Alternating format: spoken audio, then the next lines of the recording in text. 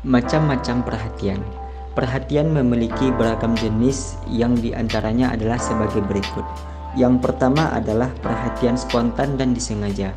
Perhatian spontan disebut pula perhatian asli atau perhatian langsung, yaitu perhatian yang timbul dengan sendirinya oleh karena tertarik pada sesuatu dan tidak didorong oleh kemauan. Sementara itu, perhatian disengaja adalah perhatian yang timbulnya didorong oleh kemauan karena adanya tujuan tertentu. Yang kedua adalah perhatian statis dan dinamis. Perhatian statis adalah perhatian yang tetap terhadap sesuatu. Sementara itu, perhatian dinamis adalah perhatian yang mudah berubah-ubah. Yang ketiga adalah perhatian konsentratif dan distributif. Perhatian konsentrasi adalah perhatian yang hanya ditujukan kepada suatu objek atau masalah tertentu. Sementara itu, perhatian distributif merupakan perhatian yang dibagi-bagi pada beberapa arah sekaligus. Dan yang keempat adalah perhatian sempit dan luas. Perhatian sempit artinya seseorang dengan perhatian sempit mudah memusatkan perhatiannya pada suatu objek spesifik. Sebaliknya, individu dengan perhatian luas kesulitan mengarah pada suatu spesifik. Yang kelima adalah perhatian fiktif atau melekat dan fluktuatif. Perhatian fiktif atau melekat adalah perhatian yang dapat melekat lama. Sementara itu, perhatian fluktuatif adalah perhatian yang berubah-ubah lekatannya atau hanya melekat pada arah yang dirasa penting saja. Perhatian sangat dipengaruhi oleh perasaan dan suasana hati, serta ditentukan oleh kemauan. Sesuatu yang dianggap luhur, mulia, dan indah akan sangat mengikat perhatian. Sebaliknya, sesuatu yang menakutkan atau mencengkam juga dapat memikat perhatian. Hal yang tidak akan menarik perhatian adalah segala sesuatu yang membosankan, sepele, dan terus-menerus berlangsung. Dalam praktiknya, perhatian seolah-olah lebih menonjolkan fungsi pikir sementara minat seolah-olah lebih menonjolkan fungsi rasa. Padahal, kenyataannya apa yang menarik minat kita menyebabkan kita berperhatian. Perhatian terfokus, attention selective. Atensi selektif dilakukan ketika kita terfokus pada satu sumber informasi yang mengabaikan informasi lainnya. Perdebatan penting dalam atensi selektif adalah dalam menentukan titik di mana informasi disaring dari kesadaran.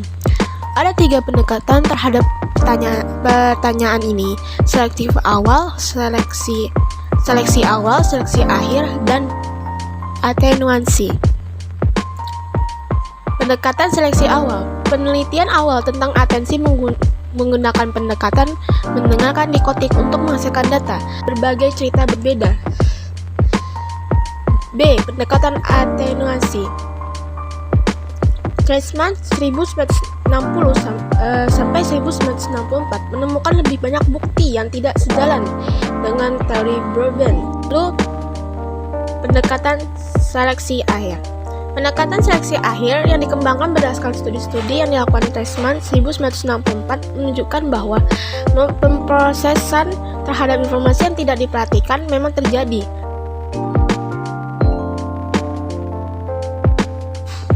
Teori perhatian. Sejak awal revolusi kognitif pada tahun 1950-an, perhatian telah menjadi topik sentral dalam psikologi eksperimental dalam beberapa tahun terakhir. Penelitian tentang perhatian telah dilakukan diperluas ke ilmu saraf. Model atenuasi Treisman.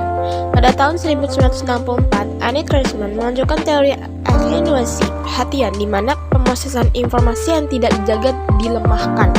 Attenuator adalah perangkat listrik yang menurunkan besaran atau kekuatan sinyal tanpa membengkokkan bentuk gelombangnya secara signifikan.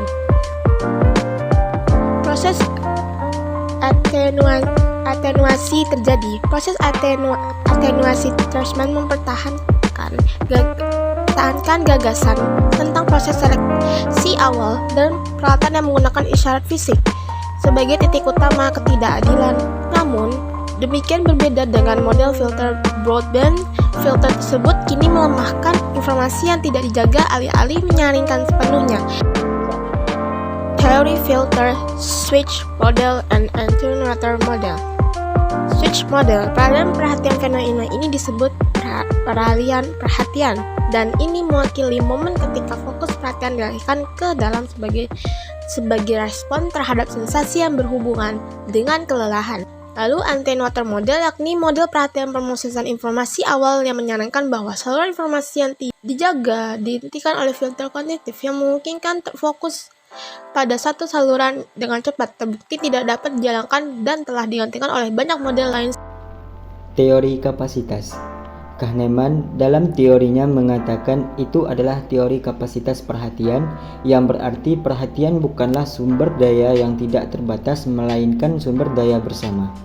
Satu lagi contoh dari teori ini adalah seseorang yang sedang membaca buku pasti akan melihat ke arah lain secara alami jika bel pintu berbunyi pada waktu tersebut.